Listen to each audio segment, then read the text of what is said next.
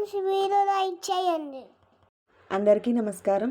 మనలో చాలామంది నేను అందంగా లేని, నా దగ్గర డబ్బు లేదు, లేదా నేను వాళ్ళలా ఎందుకు ఉండలేకపోతున్నాను అని అనుకుంటూ తమని తాము చాలా తక్కువగా చూసుకుంటారు.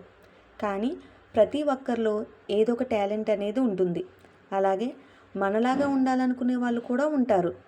దానికి సంబంధించి ఒక కథ మీతో షేర్ చేసుకుంటాను. నచ్చితే మాత్రం తప్పకుండా లైక్ చేసి షేర్ చేయండి. అనగనగా ఒక అడవి పక్కనే ఒక పల్లె ఉంది.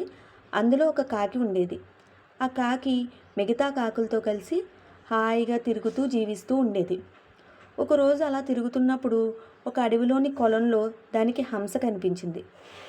హంసని చూడగానే, అబ్బా, హంస ఎంత తెల్లగా ఎంత బాగుంది, దాన్ని చూస్తుంటే నాకు హంసలాగా మారిపోవాలనిపిస్తుంది, ఈ లోకంలో ఈ హంస కన్నా సంతోషంగా ఉండేవాళ్ళు మరొకరు లేరు కదా అనుకుని హంస దగ్గరికి వెళ్ళి తను అనుకున్న మాటలన్నీ చెప్తుంది. వెంటనే హంస, నాది ఒక అందమైన చిలుకను చూడు, ఎంత బాగుంటుందో, పచ్చన ఎరుపు రంగులతో చూడగానే ఆకట్టుకుంటుంది కదా, నాకైతే చిలుకలాగా మారిపోవాలని ఉంది అంటుంది హంస. వెంటనే కాకి చిలుక కోసం తిరుగుతుంది. చిలుక కనిపించగానే, ఏ చిలుక, నువ్వు హంస చెప్పినట్టే నిజంగా చాలా అందంగా ఉన్నావు, నాకు నీలాగా మారిపోవాలని ఉంది అని అంటుంది. వెంటనే చిలుక, నెమలి చూడు, రంగులతో ఎంత బాగుంటుందో కదా, పింఛంతో వయ్యారంగా నాట్యం చేస్తుంటే చూడాలనిపిస్తూ ఉంటుంది, నాకైతే నెమలిలాగా మారిపోవాలని ఉంది అని అంటుంది చిలుక. వెంటనే కాకి నెమలి కోసం అడవి మొత్తం గాలిస్తుంది. ఎక్కడా దానికి నెమలి కనిపించదు. అలా తిరుగుతూ ఉండగా ఒక ఊర్లోని జూలో నెమలి కనిపిస్తుంది. వెంటనే నెమలి దగ్గరికి వెళ్ళి, నెమలి, నువ్వు రంగులతో ఎంత బాగున్నావు కదా, నాకు నీలాగా మారిపోవాలని ఉంది అని చెప్తుంది. నేను ఇంత అందంగా ఉండబట్టే ఇక్కడ జూలో ఉన్నాను. నేను అడవిలో ఉన్నంతకాలం వేటగాళ్ళకి భయపడి దాక్కున్నాను. కానీ ఈ జూలో బందీనైపోయాను. అదే కాకి అంటే మీరు ఎంత స్వేచ్ఛగా తిరుగుతున్నారో చూడండి. ఇక్కడ ఇన్ని పక్షులను బందీ చేశారు, కానీ మీ కాకిల్ని ఎవరైనా బందీలుగా మార్చారా? మీకున్న స్వేచ్ఛ ఏ పక్షులకు ఉన్నది చెప్పండి? నాకైతే మీలాగా మారిపోవాలని ఉంది, స్వేచ్ఛగా విహరించాలని ఉంది అని చెప్పింది నెమలి.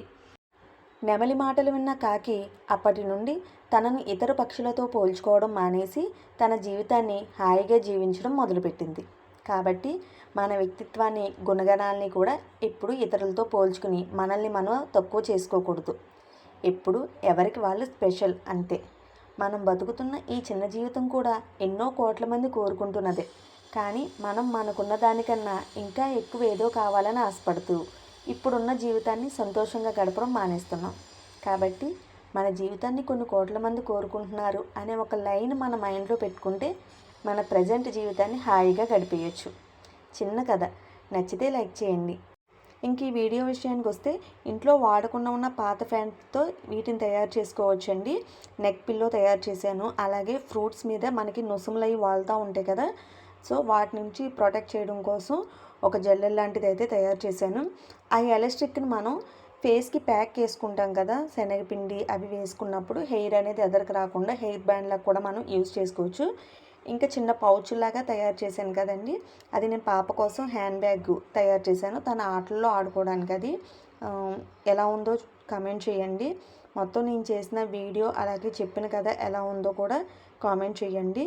నచ్చితే లైక్ చేయండి. Thanks for watching.